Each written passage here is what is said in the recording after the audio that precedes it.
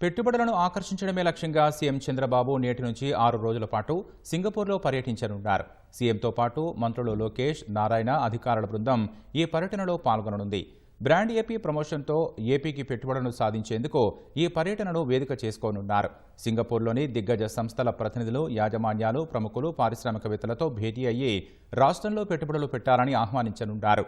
ప్రభుత్వం తీసుకొచ్చిన నూతన పారిశ్రామిక పాలసీలు, స్పీడ్ ఆఫ్ డూయింగ్ బిజినెస్ విధానాలను వారికి వివరిస్తారు.